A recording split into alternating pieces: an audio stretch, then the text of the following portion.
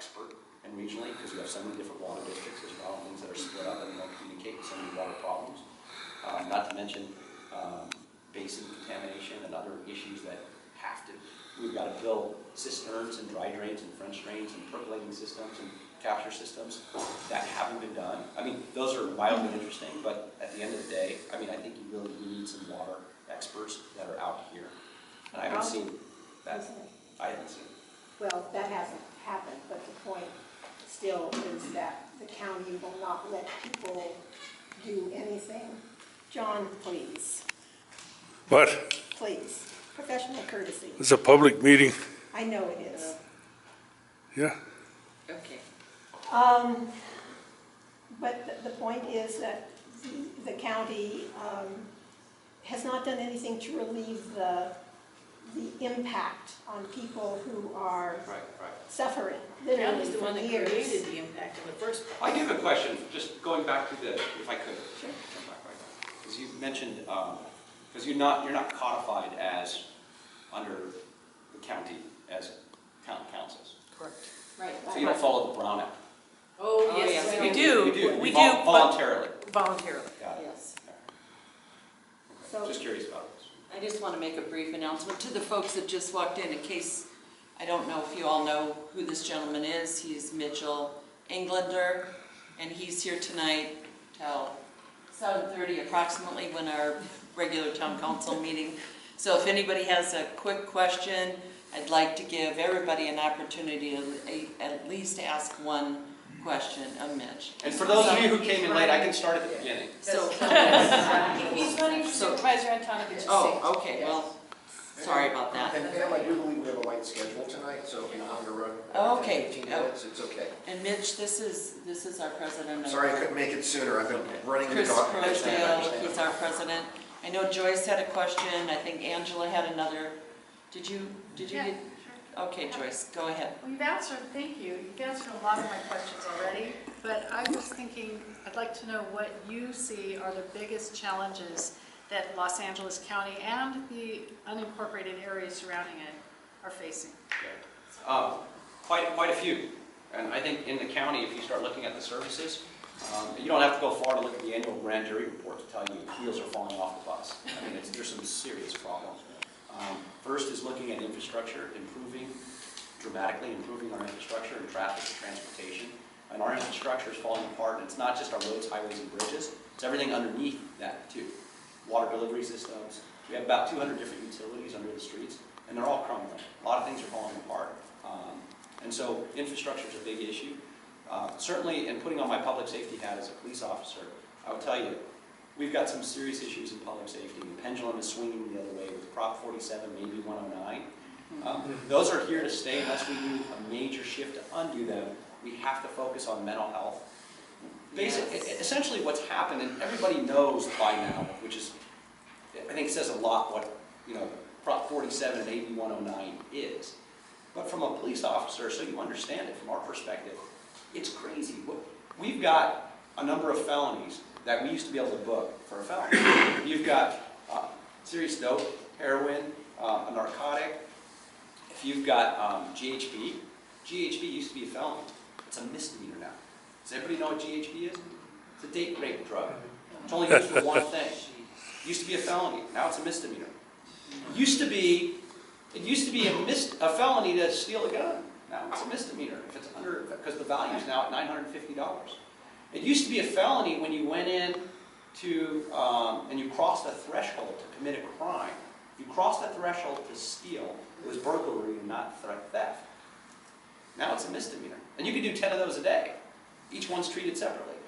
So we have these issues because once you have a felon, or at least a felony arrest, we can mandate that they get services, that they go in for mental health service, that they go in for drug or alcohol rehabilitation, that can't do that in a misdemeanor.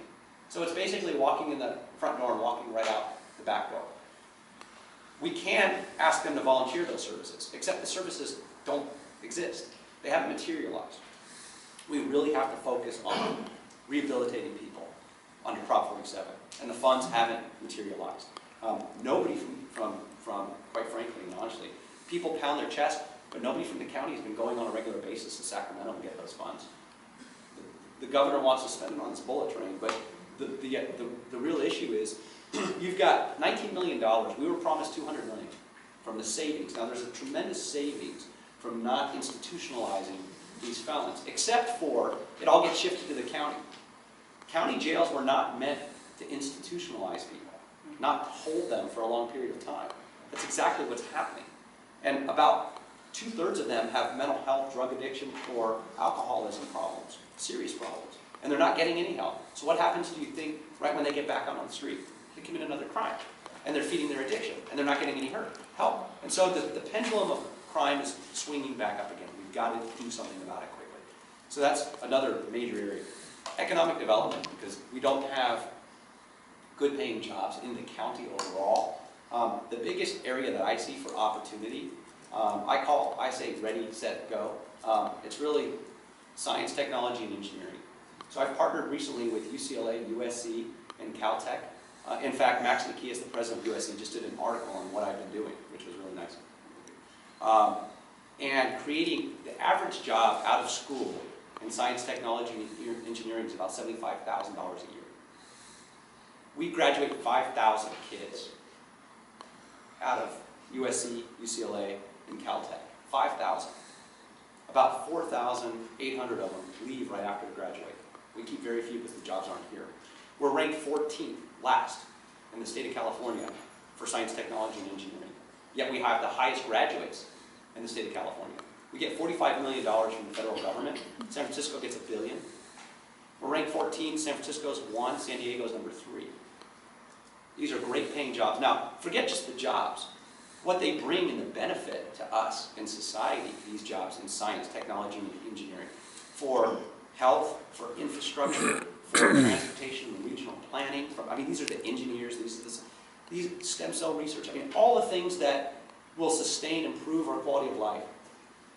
For those of you that were here earlier, I care a lot about healthcare and things that have happened. My mom died at a very young age because we didn't have access to healthcare, and she had a brain tumor at 50 years old. My sister passed away at 40. And I look at science, technology, and engineering locally and what would benefit all of us is really what we've got to do to attract jobs and be competitive in the market space. So looking at that, I'm very passionate about it. I created an incubator, and I brought an incubator onto USC campus and onto Northridge, at Cal State Northridge. And so the incubator actually brings in venture capitalists and helps graduates start companies with seed money in that space. So, excuse me. I don't know who else. Angela still had a question. Anybody in the back that wanted to specifically ask a question? So we'll go with Donna. I just make a comment that you were saying that you felt like you were all alone and they didn't care about you. That's how we are out here, is Right. that with the county, they don't care about us. Right. And that's what we've always looked at, is they could care less about any of these rural communities at all. And all the money goes downtown. So. Yeah, and that's what our fight has been for years. I've been able to turn that around. We have commissioners now that we never had from our neck of the woods, appointed to key commissions. We have funding. In fact, we have more dollars that go into my district for local maintenance than any other district every year since I've been there. All documented. From street repair, tree trimming, just maintenance. Every single year that I've been there. Because those are things that it has to come back to a community. So those are, it's really important. Yes.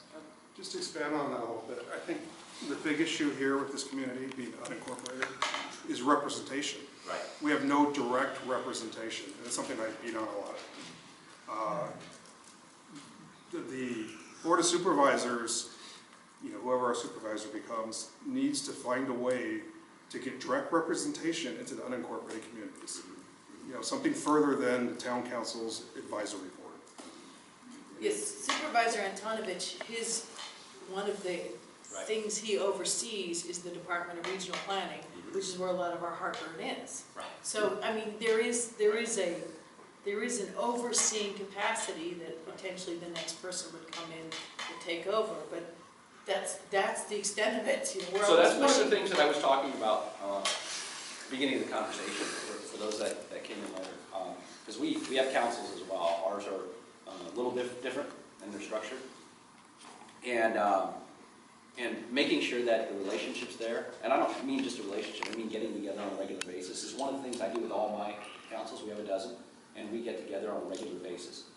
And I'm in the room. It's not just a staff member. And when I say regular basis, it's set in stone. We meet every quarter no matter what. Well, currently, we don't even have a staff member. We don't I've have heard a that. staff member, and it's a big deal to us. We lost Yeah. our representative, and Well, I don't really, I'm not going to do a deep dive into that. No, because it I wouldn't be fair for me to do that, but I don't understand that. It makes no sense to me. But- okay, Mary. Would you commit to formal recognition and financial assistance to the town councils like you do with your neighborhood councils? Yeah. Would you commit to that to the town council groups? I'm not going to just throw it out there and say yes, because I don't just throw out whatever you want me to say, I'll say to get No, elected. I won't do that. I will say this. Financial, yes, absolutely. I think you need it. What does that mean and how much? We're going to have to figure it out. But without question, we commit that now.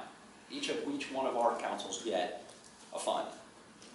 And it's audited. And now you're talking about a whole different ball of wax, though, because once you get taxpayer funds, the question becomes, do you have 700 forms or not? Are you volunteers anymore or not? How are the elections conducted or not? Once you tie in taxpayer funds, you open up a can of worms that you've got to understand. And I've gone down that road. I understand it. I'm willing to go down that road because I get it, and it works. So we've had issues of councils embezzling funds. We had issues. We've been through, I mean, what's great is we've learned. So I'm not bringing something new. We've been there. We created it from scratch, and we've gone through growing pains with it.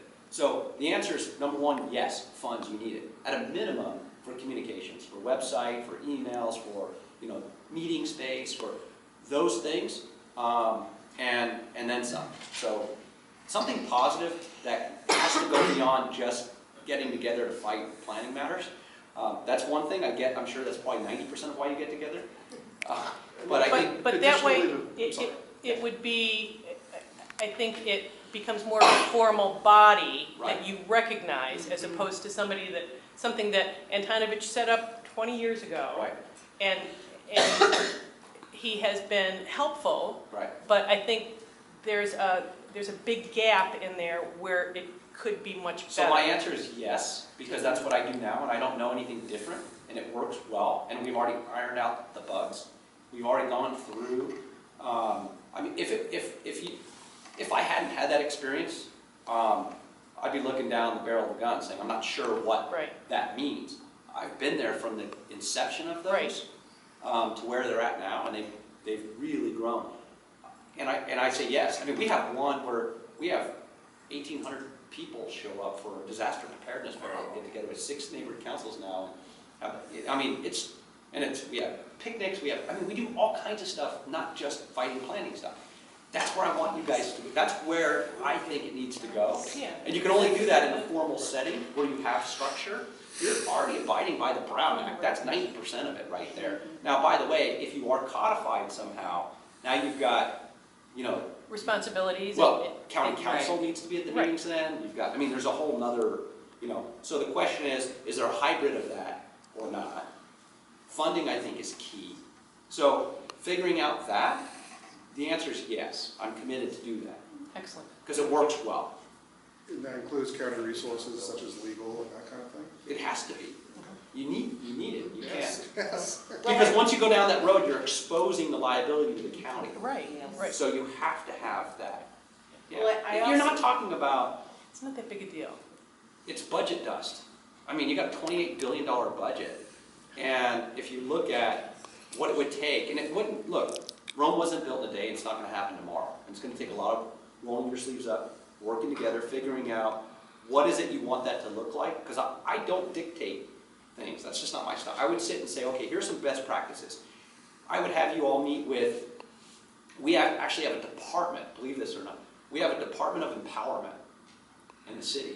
That's all they deal with is the councils. That's it. We have 95 councils citywide and a department of empowerment with a general manager and a fund and a budget and staff. And we've gone through a lot of rocky roads trying to figure out how that would operate. And we finally got it pretty smooth now. We had to go through elections where dogs were allowed to vote, but not cats. I'm not making this up. It's true. Believe it. We've gone through a lot. And so we figured all that out. We have best practices. So it's not creating it from scratch.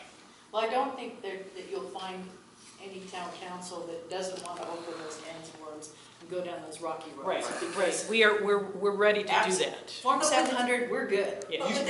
So we figured out where our councils don't have to do the 700s. Okay, well, we're Even good better. in either case, so. We finally determined that it was such a minuscule amount that they don't have to do that. Each council, just so you know, for us, they each get $35,000 a year. Oh, good Lord. It was We take a tenth of It that. was $50,000 a year. We lowered it during the recession and never brought it back up. And they can't roll their funds over every year, so it's use it or lose it. Trust me, they use it, most of them, for the most part. So that's how that works. So we're gonna give the floor to Ray right now. Yes. I'd like to ask, how do you expect, when we've got as many liberals that are on that board, to be able to work with those people? These people don't listen. Right. They're as bad as the railroad people, okay? Right. And I want to know how you think you're going to be able to work with those people. Well, so for those of you that didn't hear earlier, I'm the only Republican on the LA City Council right now. Half of my colleagues come from Sacramento. So they're, really partisan in that regard, or were when they got there, until they met me. No. So I work well with people. It's about making sure that I hold true to my principles, my philosophy. I can compromise without giving those things up and get things done. And it's really relationship. We're in a relationship business. Whether you're sitting around the horseshoe with 5 people or sitting in a group to try to get things done, it's a relationship business. Whether governance and politics and community work is all relationships, which is what I've built my life on. So, Really what the problem really comes down to is that they are representing people who live against each other. right. And we live in a rural area. Let me give you And math. they don't want to listen to that. Let me give you some basic math. Right now, for me to get anything done in LA, it takes 8 votes. 8 votes. Minimum. If I want to get an ordinance done, it has to be unanimous on the first reading, or it carries over for a week, then it's 8 votes. 8 votes to get anything done. Board of Supervisors, it's 3. To me, I can count to 3 a lot easier than I can to 8. I went to public school. So, I get a lot done, and I work well with others. And I think it's a testament, not just, it's hard. How do you, somebody stand up and say, hey, I get along with really well with her? I think it shows it by, number one, the commit. I've been given the busiest and best and most powerful committees on our elected body. Chair of Public Safety, Vice Chair of Budget. Our budget's about $8.5 billion, to give you an idea. And planning. It's 3 most important committees. I've been elected by all my peers unanimously ever since I've been there. Every vote unanimously in the council leadership. There's only 2. President pro tem, that's it. And so I think it says a lot. Now, what that also gives you, just so you know, when you're elected in our body, when you're elected into council leadership, one of those seats that you then have is to negotiate all 38 union contracts. So I had 14 Democrats elect me to represent them to negotiate the union contracts. To give you an idea, the only Republican on the city council. And you know what? It works really well. Maybe I'm their balance. They say I'm their token. They don't want another one. No, Angela. What will you do to support and protect private property rights? Be more specific.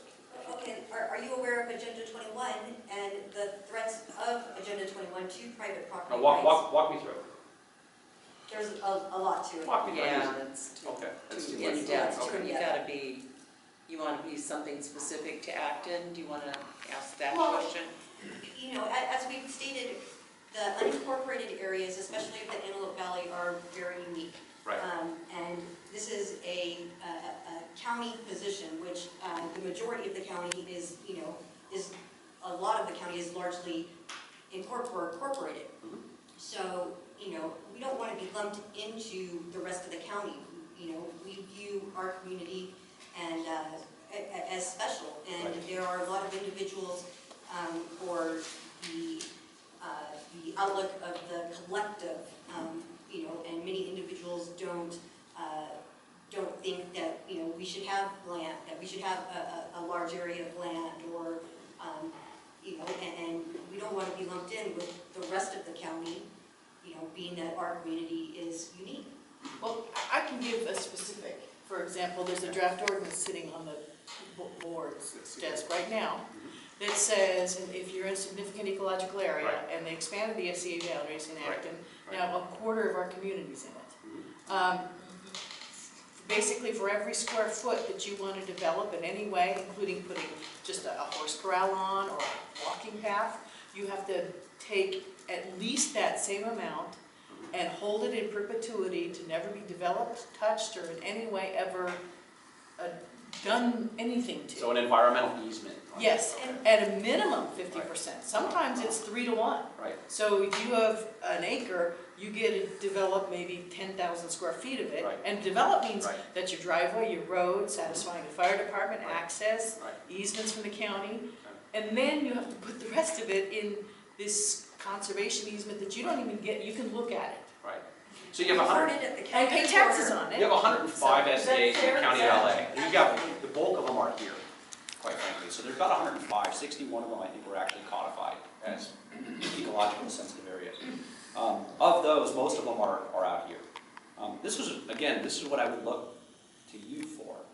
The craft, not this stuff, because that doesn't work. Believe me, we try. Well, and this is again going back to the exercise of what I passed out earlier, is sitting down and actually hiring some urban planners that I would dedicate to you specifically. We're all planners. No, but you need a plan, not rural planners, but there are still degrees in urban planning. There's not a degree in rural planning, unfortunately. That's true. So when I say urban planning, I don't mean to plan it urbanly, I mean that's their actual degree. Plan. All right. We're calm now. But dedicated planning that you would pick as a consultant to sit down and draft that language, not this, because this, if that's all you've got, that's not worth the paper it's written on, quite frankly.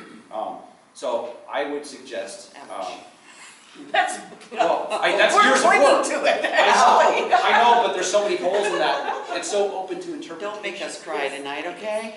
So I would put some more meat on the bone. Yeah. And define exactly what that means and going back to that, but it's up to you to help work through that. The point I was making is, that's what I've done with local councils, is actually crafting that language outside of whether it's a community plan, a specific plan, a general plan, crafting your own language, and then bringing it to county planning and having them adopt it as an overlay or protection. It would behoove you to you need a seat at that table. It can't come from downtown, and that's my point. Right, and that's what we're asking for, is direct representation. And we did this, relatively soon. I mean, actually, it's kind of almost too late. I don't want to Just to give you a small example of what they were talking about, because we had done the math as an example, this is what helped change a little bit Speak up. our institutions on there, was that if you took, just for math, because it seems like you're a numbers guy, if you have a 5-acre lot, and you put your house on the back of the 5 acres, because that's where it should go, and you put a driveway up to this house, and we built a 50 by 50 square foot house, and that includes your garage, it's 2,500 feet, it's not very big, and then you took 100 feet in all directions around there for your fire clearance, Right. 5 acres, it would not be enough to build a 2,000 square foot house anymore. And what they, to take the dedications. to take the dedication, so you couldn't put a horse corral on, you couldn't put a walking path, you couldn't put a doghouse or a chicken coop. It's a land grab. So it would absolutely be a land grab, and now not only would you not just have this small little house in the corner, Right. the other 4 acres that you have, you couldn't even touch anymore. Are worthless. Right. Right. The way they No, you went pay about taxes on it. No, I get that. I get And that. the way they went So about it with was basic wrong. numbers, it would have been horrendous for us. And then also when that came about, I believe we also had with this new ordinance that was coming up there, they also didn't even have a grandfather clause in. So if you had a house with a barn and a stage, and a fire came through this area, you could never rebuild your property. So we have similar things like K overlays where we have the same thing, a K overlay is in questionable property, that's a minimum of so many square feet, and has to be dedicated for only a horse, whether you ever have one or not. So many feet setback from another property, all these other things. So we have those things, but we've had to tweak them constantly to make sure they're meeting, folks with horses, that they meet their requests and their demands. So I brought all them into the tent, and sitting down with ETI, I don't know if you guys are familiar with ETI. Yes. So they helped us craft all the K overlay legislation that we now have.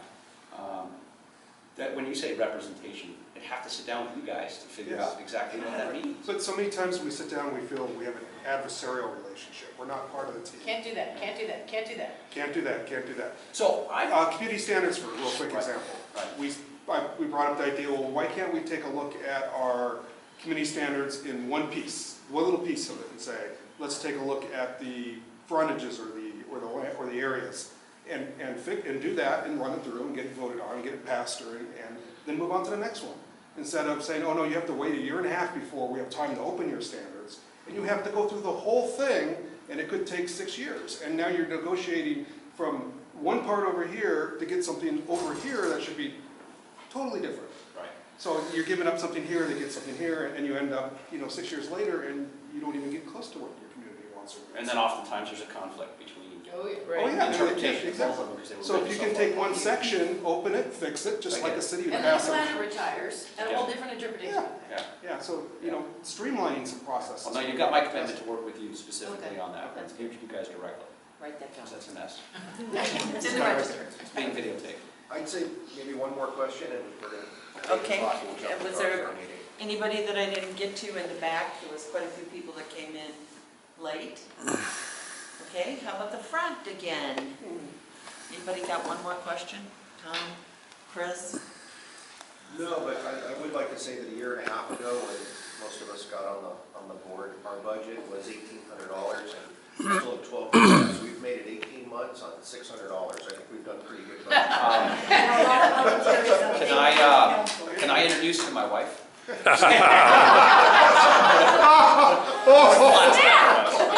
saying. It's not to say we haven't spent money, it's just come out of our $35,000. Yeah, that blew me away. 35 grand? I'm not committing to a number, don't hold me to that. But I was just, that's where we're at. Well, we might. Thank you guys for coming out tonight. Thank I you. really do.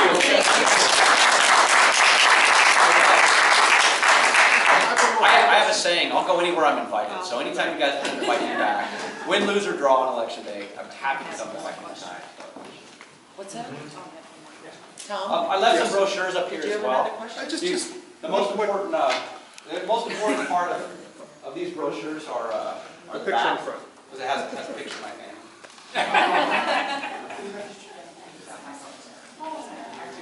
Reminder that the big book sale is happening this Saturday and Sunday, which continues on with the junk in the trunk sale in the parking lot on Sunday. There's a little bit of another library scam going on. People are making phone calls, telling whoever picks up the phone that there's a library program where we're selling backpacks and asking for money to put their name on the backpacks and stuff like that. Please know we don't do any of that, and it's not real. So don't give anybody any money from the library over the phone. It's just a scam. And lastly, I have a wonderful little story. We have a part-time employee. Her name is Megan. She decided she wanted to be a librarian, so she's off to library school. She's going to the University of North Texas, and she's doing very well. We had a wonderful little conversation about summer school coming up, and she couldn't afford the classes. The books were a bit too expensive. And the next day, I found out that she won a scholarship from the county to, that we had applied for a few weeks earlier.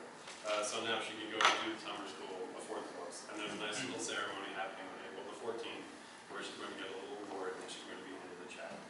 So if any of you happen to be in the library, her name is Megan Robbins. She's an aide. She sits at the circulation desk. Please congratulate her, because it's a big thing for us. We like to support our part-time people. And hopefully in about a year and a half, 2 years, she's going to be a brand new children's librarian with the county with a little bit of luck. And that is all I have for you tonight. Well, that's good news. Yeah, that's nice. Sorry about being late. What exactly are the decibel limits limits and what distance when it comes to breaking the law, operating an off-road vehicle on one's own property. Also, what would constitute an excessive amount of dust from said vehicles that would carry punishment of committing a crime. That was probably a question that came, I think you read the minutes. It came from, where I wrote that with Deputy Short had spoken about the off-road vehicles and you're only allowed to ride on your own property and you know, that you could still have the dust and the noise complaint. So he was asking, I believe, that question. I was hoping Deputy Short would be here tonight to be able to answer that, and we would have been able to answer. Well, maybe we can ask it at the next meeting. Yeah. Yes, it looks like they came in on the 21st, so. Yeah. Okay. The only other there was a video posted online from one of the newspapers, and I went on, I was watching the video. Michael Hughes was interviewed there, and he reiterated the stance that the drive-through is the main item of contention, along with changes to meet our standards. And I saw both of you in the video, and I said, "Oh, you guys must have been there." So with that, it's sure the best part, right? yeah, absolutely.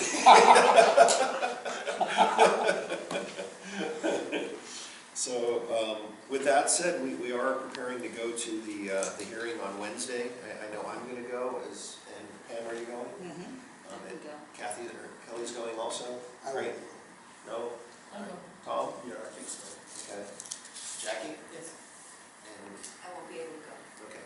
So there's several of us going, and I believe it's still coming down to, you know, with the drive-through, I had spoken to the owners, developers, the owners of the Country Club Feed, saying that the planning department had already given them notice, I don't know if it was verbal or in writing, that they were not going to get the drive-through.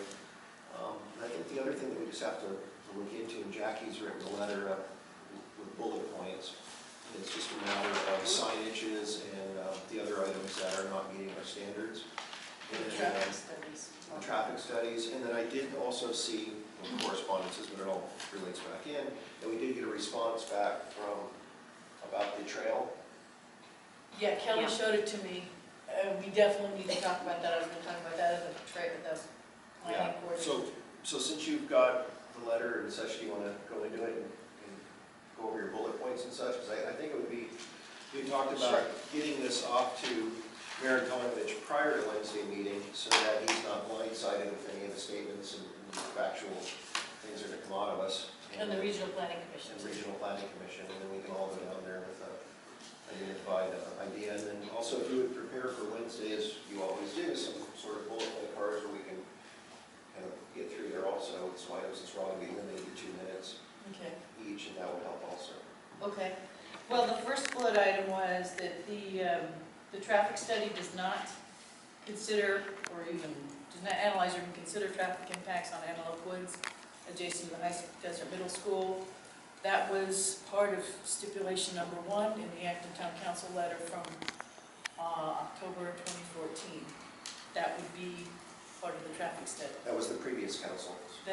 Well, Catherine was on it. It was, yeah, it would be, yeah, okay. exactly, yeah. There was also, traffic study is also deficient because it assumes a specialty retail traffic profile for the retail portion of the project, even though regional planning does not intend to impose any limitations or conditions regarding the specialty uses to which the retail space will be put. This assumption significantly underestimates the traffic impacts that will be created by the proposed project.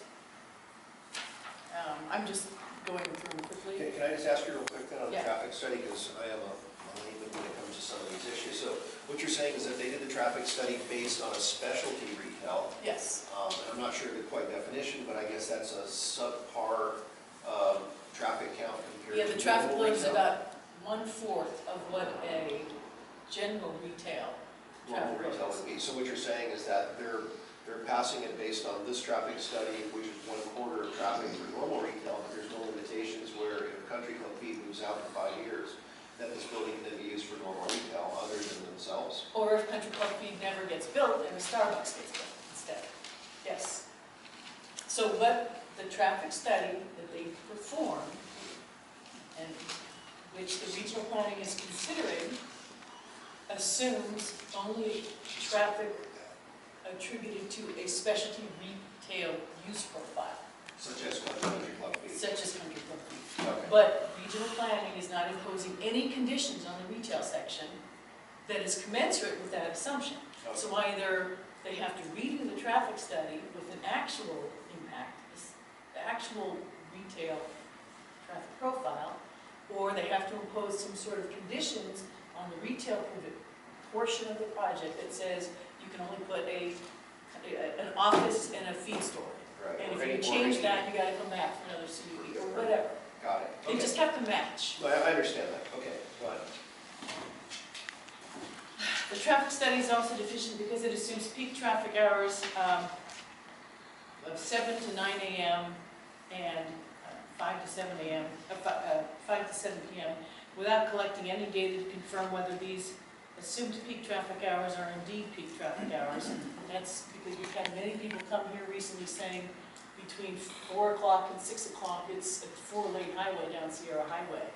And so they just assume those peak hours without confirming that they are indeed the peak hours. And I went back and I looked at the Taco Bell project, and they did the exact same thing. I didn't catch it at the time. The traffic study is also deficient because it does not comply with the county's traffic impact analysis guidelines in that it does not include the required traffic signal warrant analysis.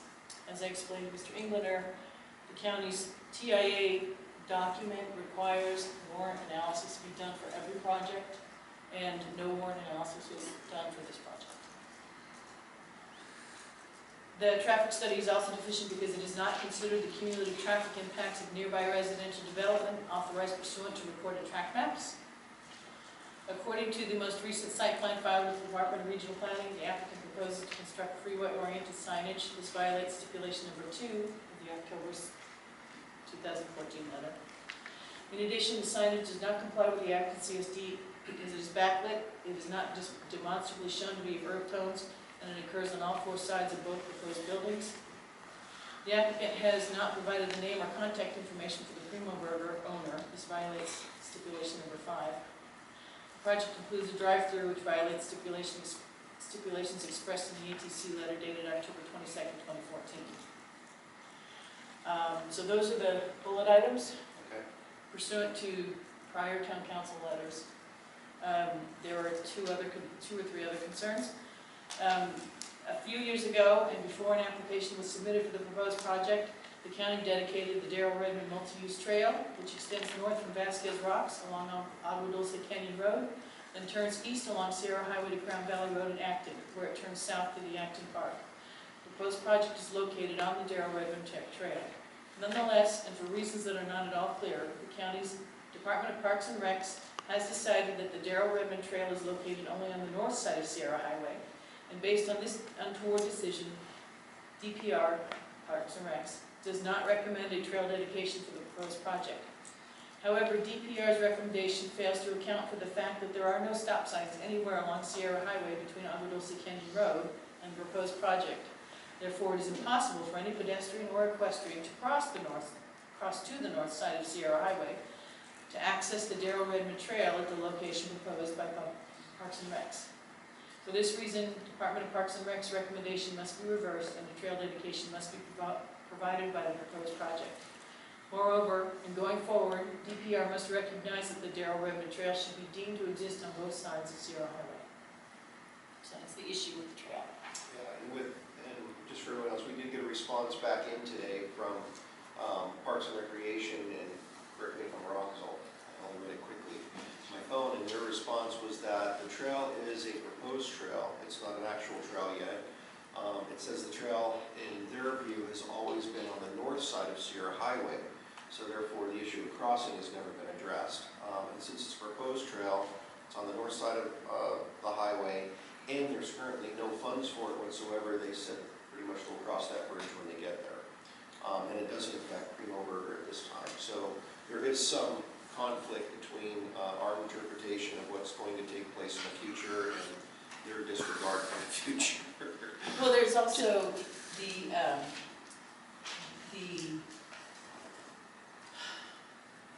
program that has been in place regarding trails dating back to before our CSD and certainly on Wilsey's CSD, that as discretionary projects come on board, Yes, they give. that's what I was gonna bring up.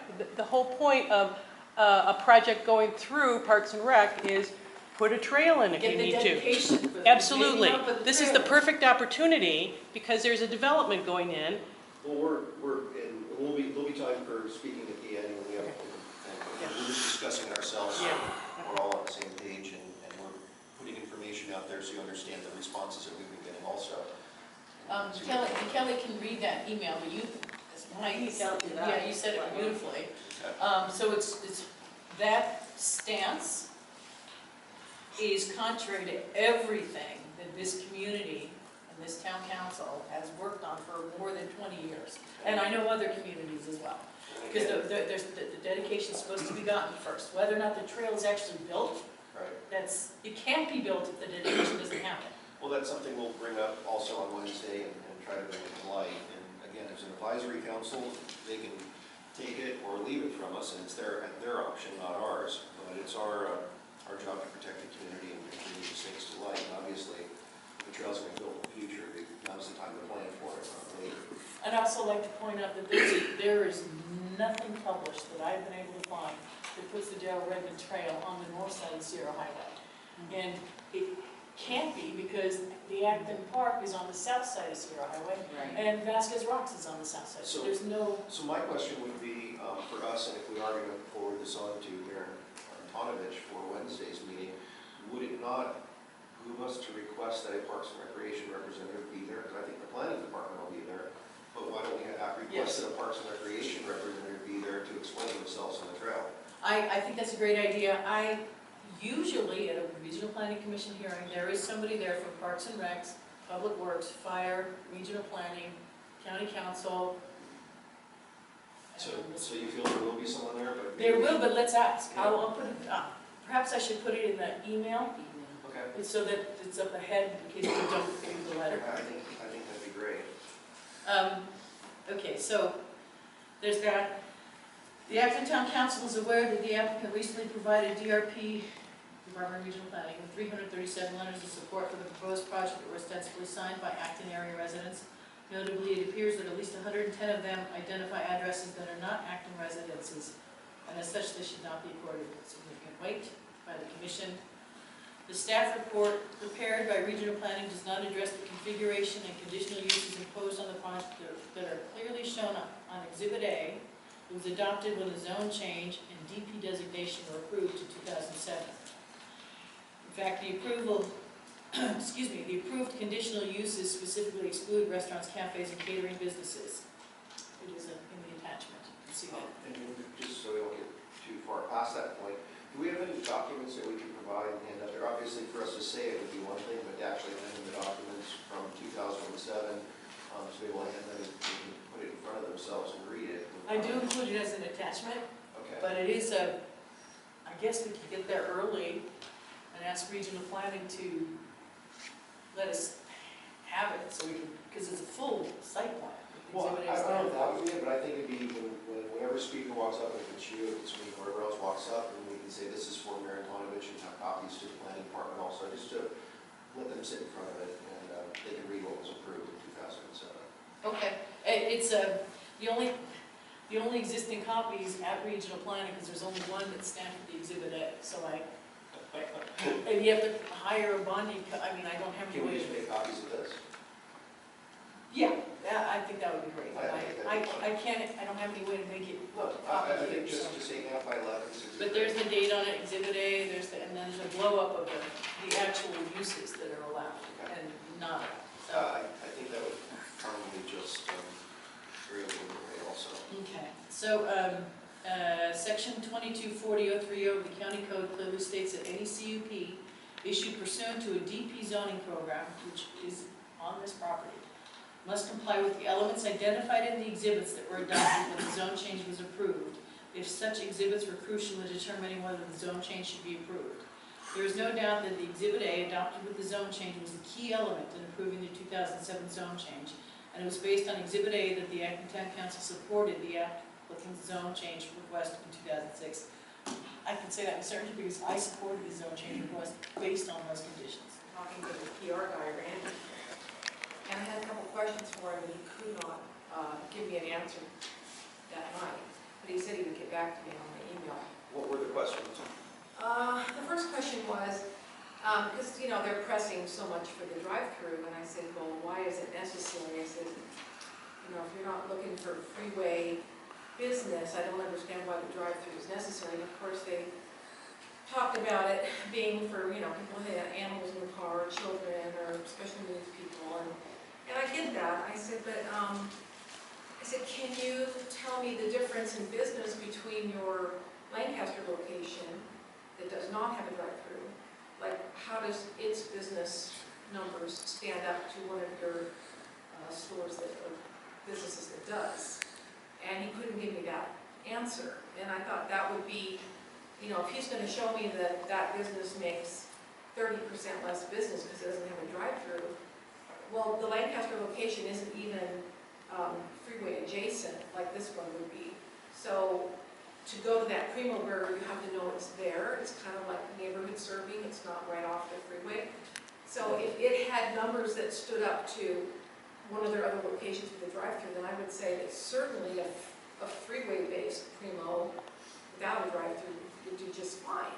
So show me the numbers, and I'd like to see what the sales difference is between the two. And then the other question I had for him is, what time of day was the traffic study done? I mean, what hours were they considering? And I think Jackie was kind of touching base on when the hours were or something, but I said, like, what day of the week, what time of day? I said, because, you have to consider, too, that in the future, we have a Catholic church that's going in over here. And, on Sundays and Saturdays, you're going to have catechism class, you're going to have, church services, you're going to have night classes and Bible studies and all kinds of social things at that church. And there's going to be a lot of increased traffic just from the church going in. And so that's not in place for them to consider in their study, but it will be there. And it's already been approved. So, it should be taken into consideration, I think. But that was just my point. I agree with you. There's also the large subdivision in final track map, it's not final. It's just down the street from this, and that's another up to 1,500 vehicle trips a day. Yeah. That they did not consider in their cumulative analysis of traffic impacts. I thought their food looked very good, what they had there to present as an example of what they do. It looked like good food. It certainly, my opinion was, and I stated it to them because they had a big mouth, I said, look, this is not fast food. This food looks really good. It looks like higher quality food than what you would get at McDonald's or McDonald's. I said, to me, if you put it drive-through in a restaurant, you're guilty by association.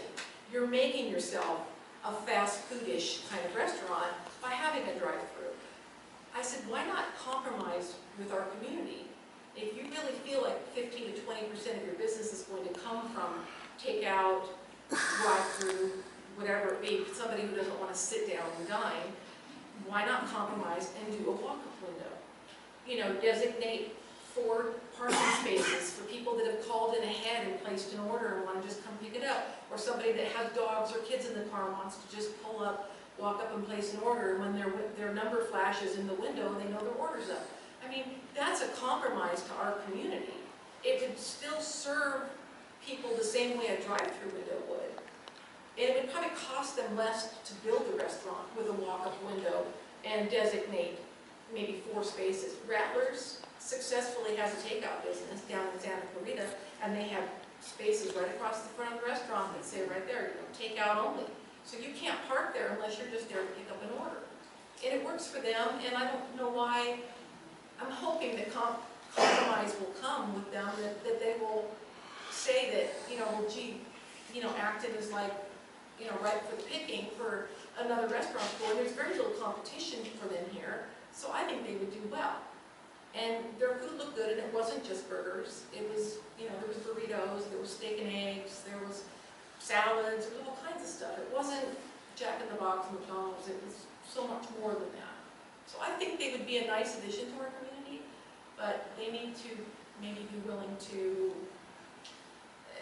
come take a few steps in our direction, because Well, I agree, and I think that's kind of what we're looking at. We're not saying we don't want the restaurant, we're not saying we don't like the food, but the drive-through is a little bit of an issue, and then, in all honesty, I've never eaten at one of the restaurants, and I've never been to one of the restaurants, but it was interesting for me today that I had one of my employees ride with me in my truck, and he lives in Palmdale, and we were talking about things, and he said, Primo Burger? He goes, I eat there all the time. And I said, really? I said, well, do you go through the drive-thru? And he goes, which one? He goes, the one over there doesn't have one, the one over here does. So he knew all about the restaurant. And so I was getting it from the horse's mouth, and I said, well, when you go through the drive-thru, how fast do you get through there? How long does it take? Because the story we've been getting is that it's higher quality food. It's 10 minutes to go through the drive-thru. And even 15 maybe. his exact words were, man, they get me in and out of there in 4 minutes in the morning. They got the hash browns going, they got this cooking. He goes, it's already getting done, they're putting it together, and they wrap it up. And I says, really? And he says, yeah.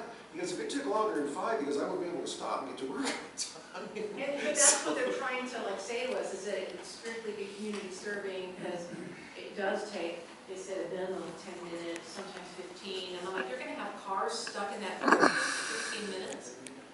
And I don't know, I just, Yeah, no, I agree, and I think everyone, fudges opinions and stuff to get what they want.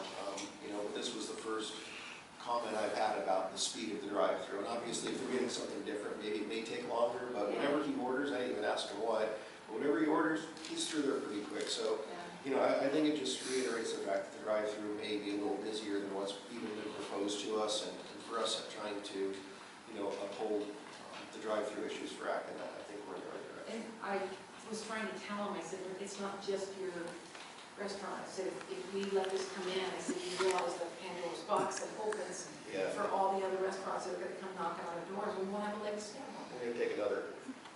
I know Paul's here right now, I know they want to, but I also have eaten at Primo's. I live in Croisdale, I live in Palmdale. Did you go through the drive-thru? Oh yeah, I used to work for the gas company, so I just honk and they'd have my food ready and I go through in 3 or 4 minutes. The problem is, everybody that commutes down below already know that big thing's gonna be here, they're gonna be going here to eat the burrito on the way down the hill to breakfast burrito, and that's gonna be a lot of traffic. I don't know if you're aware, but there's a huge sign for McDonald's down in Canyon Country as you're coming north. So they can get around the signage thing by putting one down there, and then, you will have more freeway traffic. Well, again, I got to the meeting late, and in my opinion, and hearing everyone talk, it didn't seem like there was an overwhelming number of people there that were for Primo Burger. I know that was the purpose of their rally and getting people together, but, was anyone else here in the room other than the council members that went? Did anyone get a feeling that there was an overwhelming number of people there that were for Primo Burger, or was it just everyone testing the water? I spent most of my time talking with Paul and his family, so. I heard a couple of people that were for it, but literally it was 2 people. I'm not going to mention names like that, but it was kind of surprising to me that with such a big PR push, that there wasn't more people there, actually. There was one lady there with, I think, maybe her son, and I spoke to her quite a bit, and she was pro. She's been an Acton resident for 30 years. Yeah. And her view on it was, I want people to just come off the freeway, spend their money in Acton and leave. And she thought that the drive-through was the perfect answer for that. And I said, well, then you need to come to the town council meeting and you need to tell us your view. I said, because we get accused of being the vocal minority. And I think that people that want this need to come and convince us and show us why we should have it and why it's not going to hurt anything. And until they can do that, I guess we'll be the vocal minority. Yeah. So, what was the benefit of people getting off the freeway and spending money in Acton? She thought they were going to get revenue, tax revenue. She Okay, doesn't well, live here. She lives down from Escondido, so she's not like right in the hub of this. That's like the where I live. misinformation that perpetuates our community. I'd spoken with Chris with this a few days ago, is we need to do a little bit more public outreach to explain to people how that unincorporated county works when it comes to revenue. That None of it comes here. None of it comes here, none of it comes to the You don't council. get anything out of None of it comes to the streets or the street lights or the sewer systems that we don't have. And a lot of people don't realize that. They think that somehow if there was a little tax money in town, it would benefit us somehow. And I really believe a lot of people don't understand that. I asked the PR guy, I said, you know, we really need to get some sort of a ballot out there, or a petition of some sort to really hear the voice of the community. I said, if you can prove to me that more than half of the community is in support of a drive-through, I said, then I'll zip my mouth and I'll put up and shut up. But, you know, until then, until you can prove to me that there's that many people in support, I said, then I'm going to voice my opinion in dissent. And he said, well, what did he say? I said, put it in the Country Journal. Every household gets a Country Journal. It's free. It's the community paper. He says, well, and this was his words. He says, well, the demographic that reads the Country Journal is not the demographic that we think would support a Primo burger. Excuse me? And I went, well, what are you saying? But then that means the community is not intended to support Primo burger or freeways.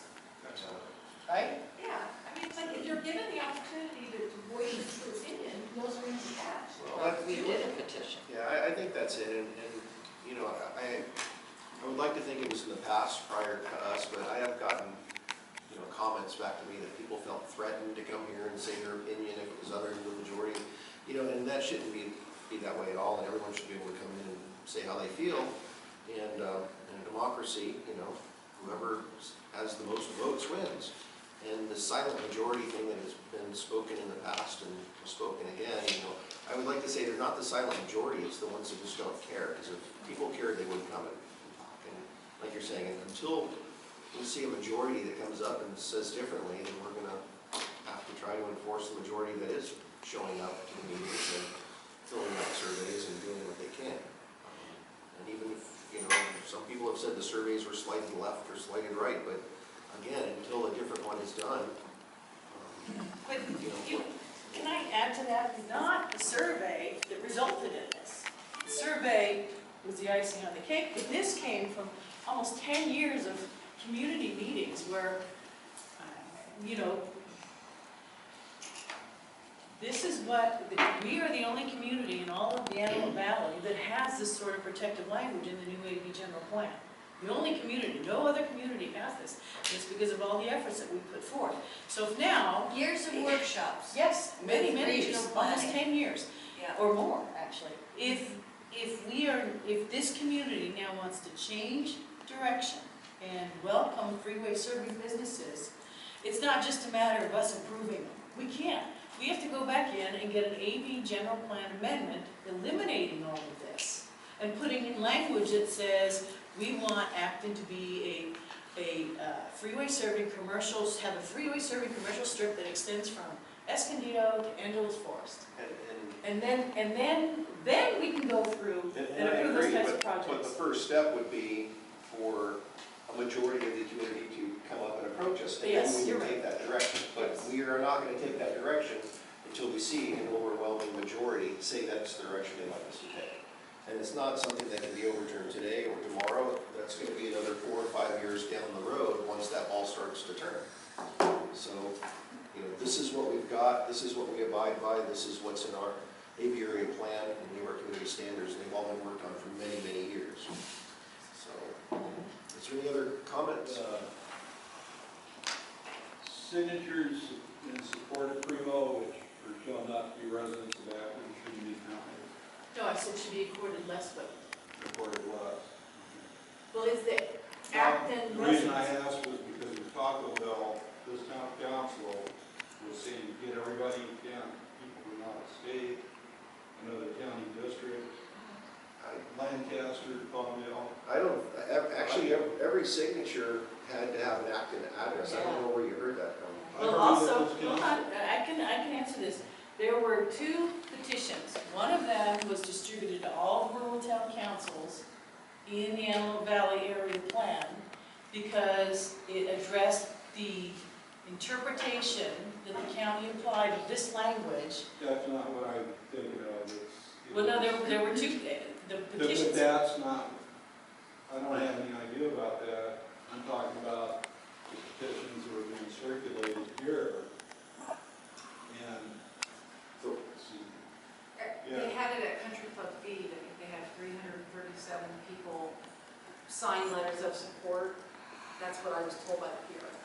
Yes, but Scott's talking about the one that Scott's we did. talking. this is the Taco Bell. Oh, that's not. Yeah. Well, And I'll, get people you don't know, have them write letters, or not get people you don't know, they can get people from another district, like in District 5, they're saying get people from another district. Scott. Lancaster, Palmdale, it doesn't matter if they live here, but if they think it's going to affect what they see as act. well, we did ask for that. no, hold on a second. If you could find it, or if you. Hold, wait, please, just a minute. And I heard it more than once. This, And I commented on it at one point to one of the members.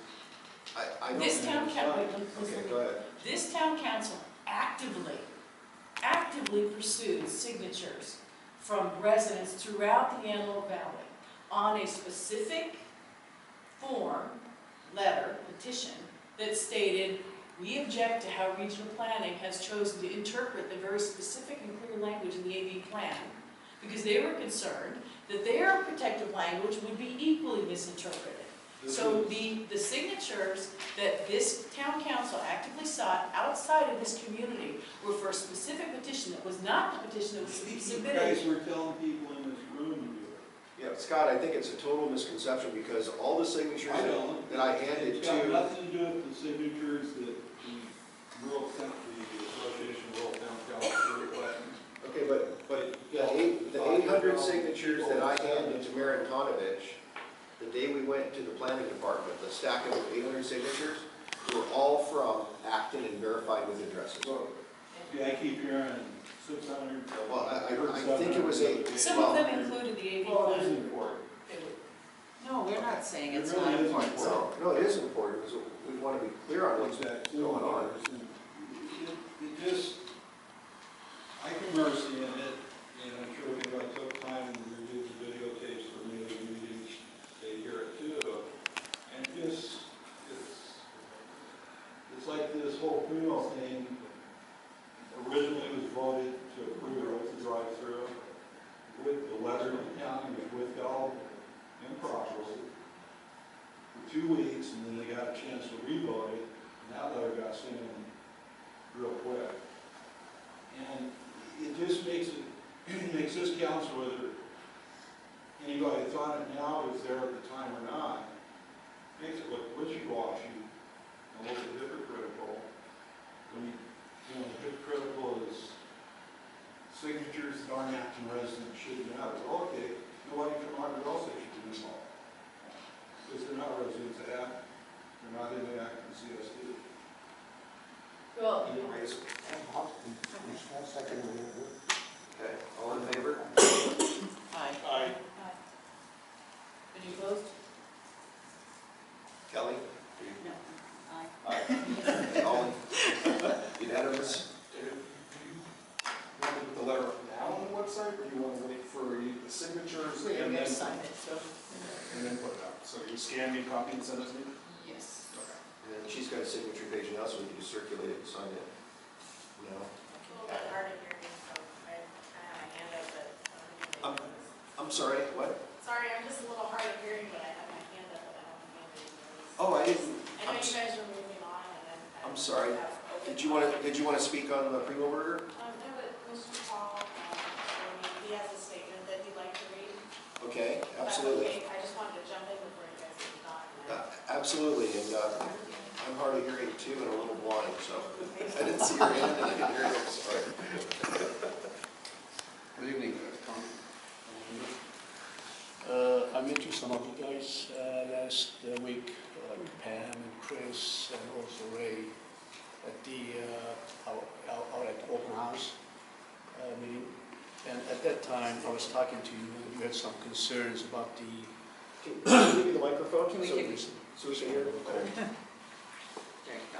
Jack? Thank you. Sure, go right ahead.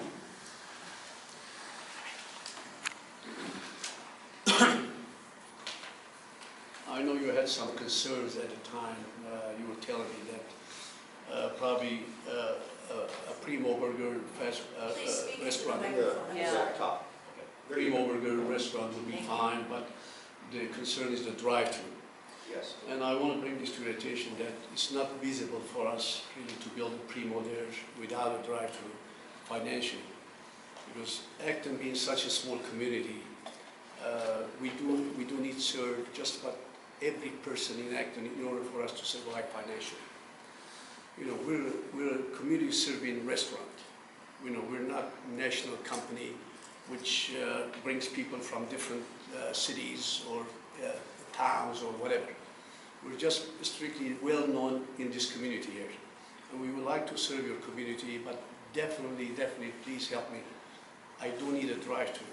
The drive-through is so essential for us. I know I will not cause any problem. We have done the same thing in court sales. We built a place there about 9 years ago. We're doing just fine. And at that time, we had some objections from the community for the drive-through. But, you know, there is no problems. We work with the community, we work with the local schools. We hire people from that community.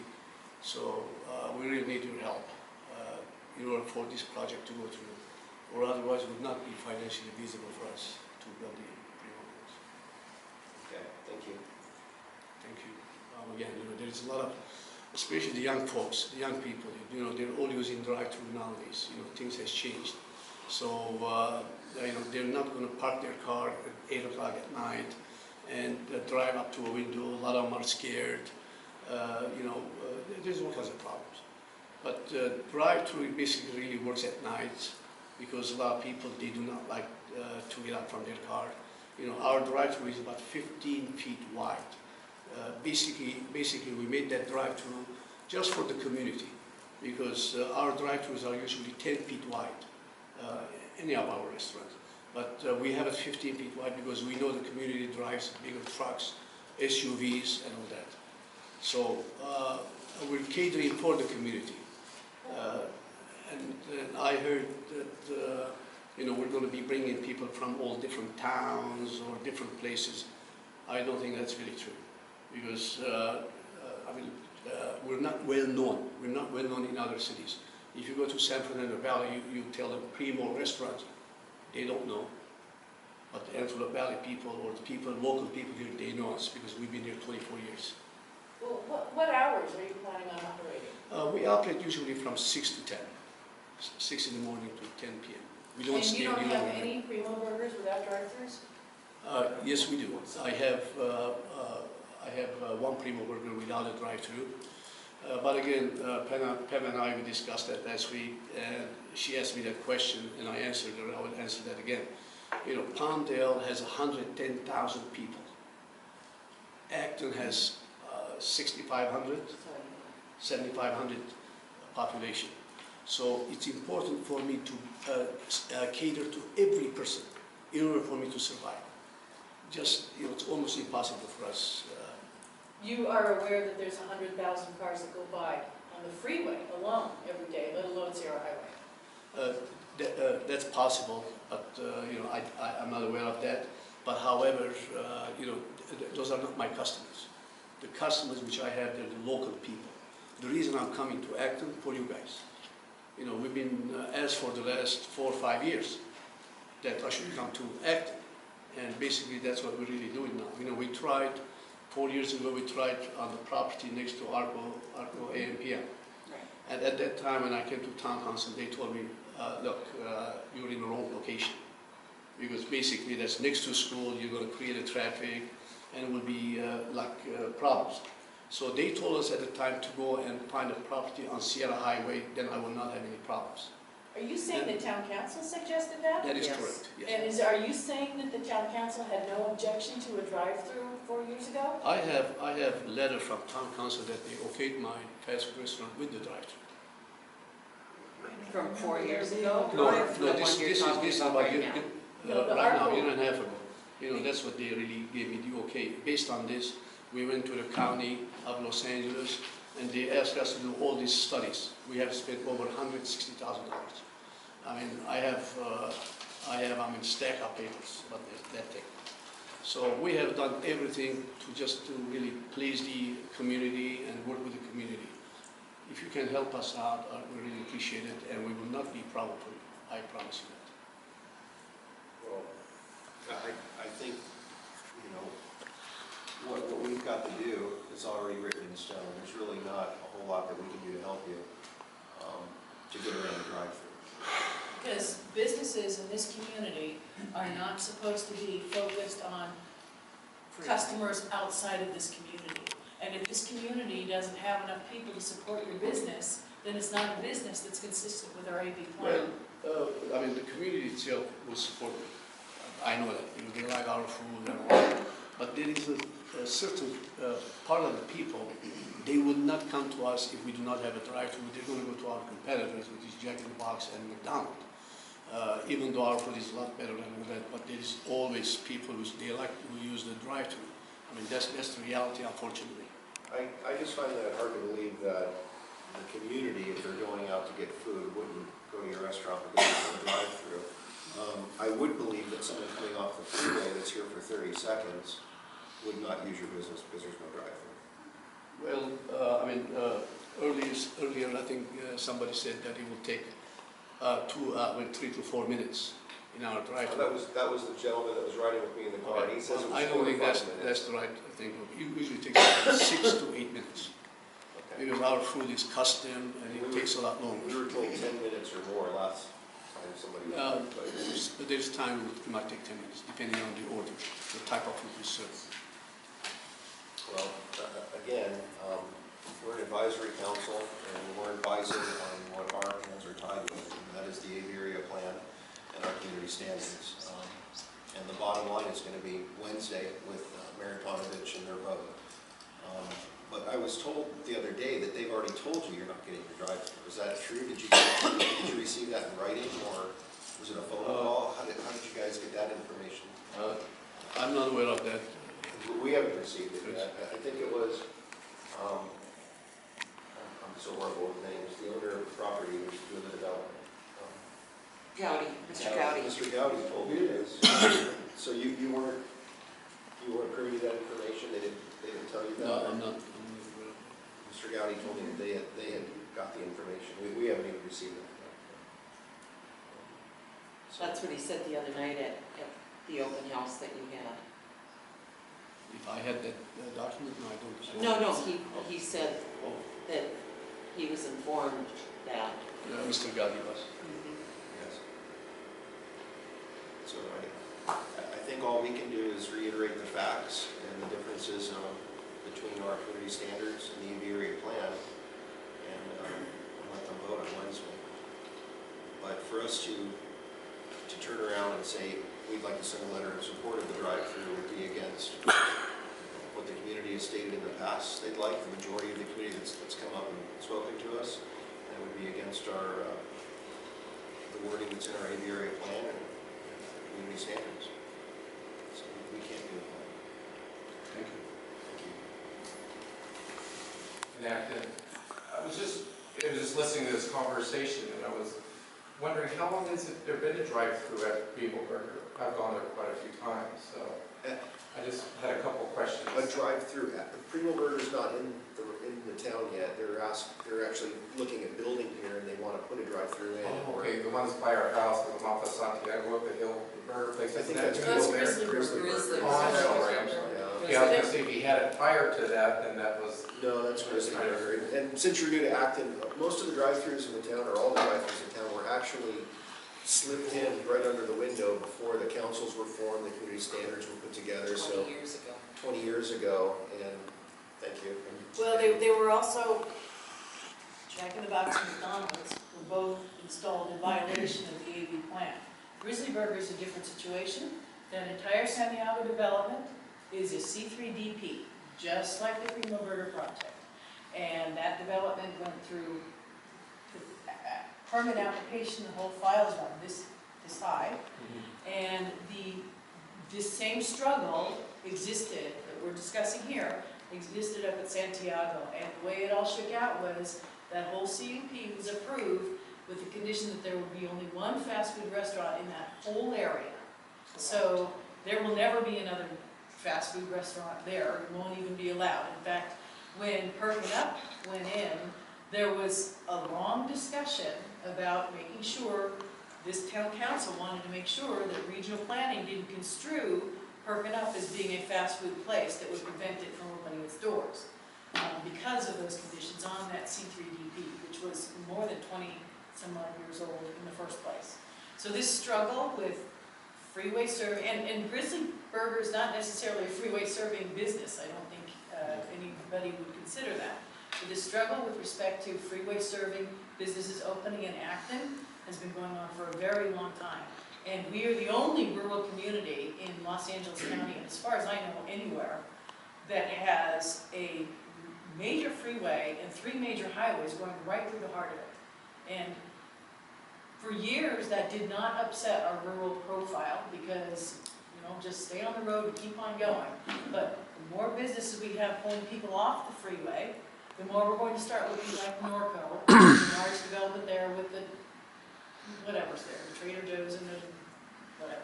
One of the things maybe outside this, I'm sorry, was the thing I was thinking also is that I've had friends in the entertainment industry and professional athletes that and they come to visit, and a lot of people they're moving into the area, buying homes here, especially up, you know, in the area where I'm living there. So a lot of those people are in that business. A lot of them, especially young women, are not comfortable with getting just out of this outside the box of what you're talking about with them, but getting comfortable. Like me, I was doing some yard work today, so I wasn't comfortable standing up right now. I wanted to change when I got here, but I didn't have a chance. But just kind of, sometimes we have to think, especially as men, I mean, I'm a big guy and an athlete, so I'm not intimidated to walk out and do that, but I know a lot of times I've had friends or girlfriends, they want to drive up, they don't want to get out of the car, especially at 10 at night. It's kind of leading into what I was here for, was the policing of Acton. We don't have a police department here, which to me is, you know, it seems archaic to me not to have a police department in your town. And the only time a police officer is available is 45 minutes. And so I missed the last month's meeting, but I wanted to find out about, you know, policing and security in the area. People are uncomfortable now when it's past dark to drive in or to walk in, especially a woman. You know, if she's driving a nice car and she's walking, they feel like a target. And we've had a lot of crime. And the, you know, the gas stations and the pharmacies have been hit 2, 3, 4 times. They've been robbed in the last year. You know, sometimes the pharmacy has been hit twice in 1 week. Well, so they're very brazen the way that. So my point, the reason I'm not sure where I'm going with, but I just want to say, the world has changed. This the year 2016, but in a lot of ways, you're talking about a lot of changes here in the positive on his side and yours. But there has to be some type of policing security too, because a lot of people who want to go to drive up, I wouldn't want, you know, my girlfriend to drive up and be walking out there at 10 o'clock at night. I just don't, especially if she's in a nice car and she's dressed up, because she's just a target. And it's been you know, we know we've had a lot of crime here in Acton. So the town has, you know, has the big city problems now, even though it's a beautiful, that's why I moved here. I love the city, it's a beautiful city. And so I don't know if that, does that, you know, that's what gets me thinking what he's saying. I've been more secure to drive in, or, you know, I had a friend, they're in their pajamas, they want to drive up, and they go to drive up because they don't want to get out of the car. So. Well, I would urge you to, I'm sorry that Deputy Short isn't here, but I would urge you to come to the next town council meeting, because I'm sure he very rarely misses the meeting, and you could raise these issues with him. We have, for the last few meetings, discussed how concerned we are with that issue. In fact, we've discussed these break-ins at length, and it turns out they were ganged down in Long Beach area. But, you know, to the point where this town council is actually considering doing fundraisers so that we can go out and actually hire the sheriff's department to come and patrol this area, because we're not getting what we need. You know, what you're saying is not counter to things we've discussed. I don't know if I was just thinking that kind of seemed like a good intro what he was talking about. Just to correct a couple of things and clarify a couple of things is, you don't live in a city, you live in a rural community that's a town. We have no tax dollars whatsoever that come in. Yeah, I understand that. I come from another rural community. It all goes into the county general fund. Yeah. The sheriff's department, they did say that they, Deputy Short a few meetings ago said that there was some extra funds that came into the department, and they gave us another officer during the day. So that's what we Have you work ever with. thought of security, instead of doing that, having security officers? I had a friend that was here. I was Again, suggesting where having- would the money come from? How do we pay Well, I mean, for it? that would be less tax, or less dollars for We that have versus no, we having. don't govern the dollars, we can't say we're We're gonna all spend it. volunteer, we're not Right. paid, we have no dollars. I'm I'm just just stunned and horrified at the email that came back from Supervisor Tonovich's office addressing the trails that you so aptly summarized.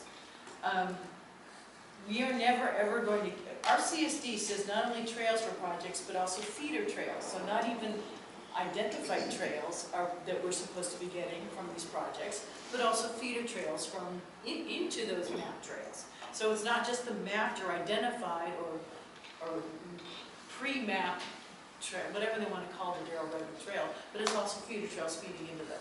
So I would like to address this issue forthwith with the Department of Public Recs, Parks and Recs, to get this issue nailed down. Acton Town Council and Agua Dulce Town Council went down and jointly met with folks from L.A. County almost 6 years ago, you were there, to address this type of issue. I thought it had been settled. Clearly it has not been settled, because now they're talking like, well, the trail's going to show up when we get the money for it. And that's not how this has ever worked. Well, So I think we should bring it to light on Wednesday, and then try to have a sit down. and ask for a meeting with Parks and Recs, and I would like to perhaps see if Agua Dulce Town Council would be interested in a joint effort on this issue, because half of the trail is in their community. I know you're with the Town Council. If you want to say a few words, I would love it if Mary has. Yeah, I was actually quite involved with the master plan of trails. And what the master plan of trails, and LA County will, at least back when they first started, it was a paper trail. Now, a paper trail can be moved because it's on paper. That's the whole point of a paper trail. It's not written in stone. So, and I know on Sierra Highway, it crosses Sierra Highway in one area, so that it goes back on Hierba on the California hiking trail, and then it comes back out. So it can easily transition from one side of the road to the other. That's not a problem with trails by any means at all. And the whole purpose of any sort of development is that's the time to get the easement and to get the dedicated trail, so that that section of it is there, so that you can add on to it. I'm just like blown away by what they have indicated, because that is contrary to but there's been a lot of changes in Parks and Rec. Well, personnel changes, you mean? Yes. Yes. Well, I will forward to you the email, and you can just send Well, it. yeah, a trail might be a paper trail or not a paper trail, but the concern I have is that for this project, they're saying that the Darrell Road Trail is on the north side. When the development comes in from the north side, where they have it's a zone commercial, and they've got the trailers and stuff there, when that happens, then they're going to come and say, no, the trail's really on the south side. Right. And right. this is, the reason they said the trail's on the north side is because they say there's less development on the north side. But if you actually look, there's a huge apartment complex, and there's commercial buildings, and then there's a Mack truck stop right there. So, the basis for them saying it's on the north side lacks foundation. But even if it is or isn't, we have people that need to feed into it from the north and feed into it from the south, because we got people coming up from the Acton Park, and are you requiring hitching posts or anything? Yes. Okay.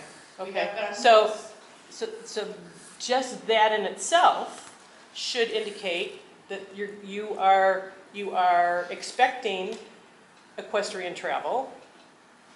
Put in a dedicated area for that spot. So I'm more than happy to battle that battle with you. I forget we'll formally ask the Agua Dulce Town Council. I forget who had the maps that we had. Mike probably got it. I made copies, I borrowed them from Lillian and made copies, and I should have brought them tonight. Well, that's all right. No, that's okay. Because we had copies of them. We had, whenever there was supposed to be a development that was being developed, that they had to put in the feeder trail to that main trail. Right. That's the way I understood it. And it also should be pointed out that the last Mitch development, which is on the north side, did not give up a trail. And it's right there. There you go. So it's like, It's there, the consistency is gone. yeah, And you're right. There used to be a trail that originally, when it came down Escobedo. And I don't know what's happened to any of that. Well, let's Because just, the county kind of just figured it out. Actually, I don't think anybody really. Well, the really Trails pushed it. Council spent days and days and hours GPSing the trails. well, it's getting late, so All we're right, going to so go I'll- through everything. Let's Yeah. just bring it to light Wednesday, ask But for, we all ask agree, for a okay, date. but we also agree to work with Acton. Yes, absolutely. Yes, absolutely. I think that should be a joint meeting. Okay, high-speed rail? Okay, the latest update I've got on the high-speed rail petition is that I was on a conference call with the people that are organizing this up in Hanford today, and they are at about 40% of the goal to receive the 585,000 signatures. But what, I'm not sure that I understand this or not, but what I heard them say was that this 40% is strictly gathered from the paid people that have gathered the signatures.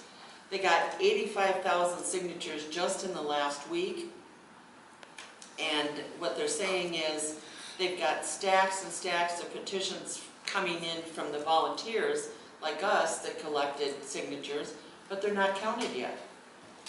So they're trying to figure out, they're interviewing somebody that's going to take, I'm like, interviewing somebody now? Are you kidding?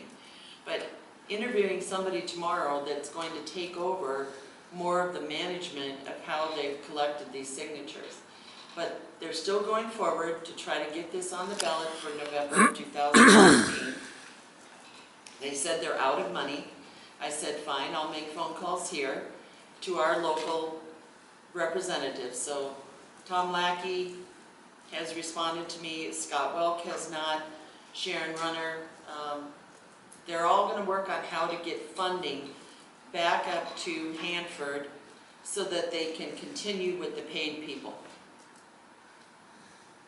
So, I mean, everybody was on the phone today from all over California. Dave DePinto from the foothill communities. There just was a lot of people on the phone. Everybody is striving to still get the 585,000 signatures needed. So, I've got petitions here tonight. If you haven't signed, please sign. If you can take a petition and get some signatures, that would be awesome. I would appreciate the help. And I will be doing everything I can to go help those people up in Hanford and see what we can do to get this stuff counted, see what we've really got. Go to April 25th. So I know that doesn't sound like a lot of time, but they got 85,000 signatures last week. So that's awesome. It's about 15%. Yeah, Right there. right there. I put in the call, I don't have a confirmation yet, but we're going to try to keep going with this every 2 weeks. Bob also said he'd be interested when we talk. Yeah, I tried to contact him, but his staff told me that his wife is really sick right now. So I don't know what the situation with that is. So we'll keep going. Thank you. No problem. Good job. Did you let me know when it's? Yes, I will.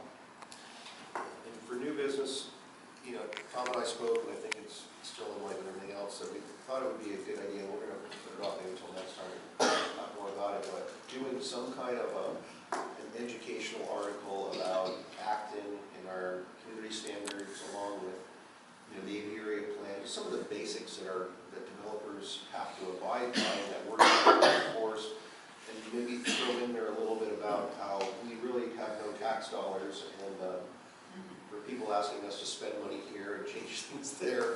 Yeah, you know, just kind of educate the community a little bit more. on some of I these see things. you're looking at me, so I Well, can take a stab at it. You're No, do not say it. That just means I coordinate the correspondence. I know. But I'm happy to take a stab at least the elements that I understand. That's why I Probably just not think the it next would- week though, so. I think it would be beneficial to everyone. And, you know, keep it within a paragraph or something. What about putting? Oh my gosh. If that won't work. You're not asking Jackie for one paragraph, are you? That is not gonna work. Open If forum. you do write up something like that, it might be a good idea to give the chamber office some copies too, so they Okay, can yes. circulate it farther. I was thinking more like a full page ad. Yeah. In all the periodicals. Maybe they will give us a special break. We don't charge the council. I know, a full page ad is a lot, so. I just think that, you know, education is something that really benefits everyone. Well, it's just like the gentleman that was here tonight that was asking for security in the community, but For the yet city. we tried to tell him that we don't have any money. I'm not sure he still, so I think this is a very important. I just think it would be. If the business feels vulnerable, then they should have their own security. They can privately hire security to be a presence, and if a